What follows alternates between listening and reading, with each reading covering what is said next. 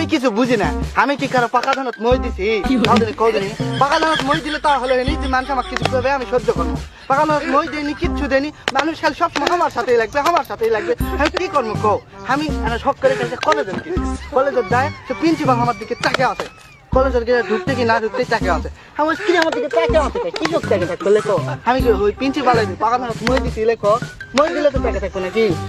ওরা কিছু মনে করিনি, সোজা সোজা আমি চলে গেল কলেজের ভিতরে ঢুকে আমার দিকে পিউনও টাকা আছে, কিরে পিউনের দাম তো মই দিছি, পিউনের দাম তো মই দেয়নি, চাইলো পিউনের দাম তো মই দেয়নি, প্রিন্সিপালের দাম তো মই দেয়নি, তাহলে তাকে আছে কেন? তাকে আছে কৃষক, আমার দিকে তাকে থাকা লাগে কৃষক।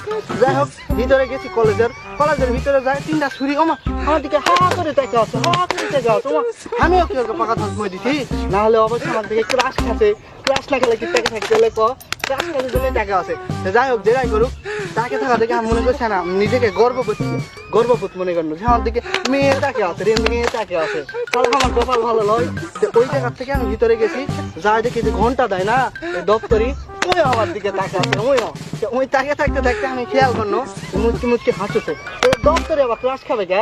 দপ্তরি তো ক্লাস খাওয়া না, চাইলো দপ্তরি ক্লাস খাওয়া না, ভিতরে চলে গেছি স্কুলের ঘরের ভিতরে, যত ছাত্রী সব আমার দিকে তাকিয়ে আছে, কি তাকিয়ে আছে কে? আমার দিকে তাকিয়ে থাকবে কিছু গো মা।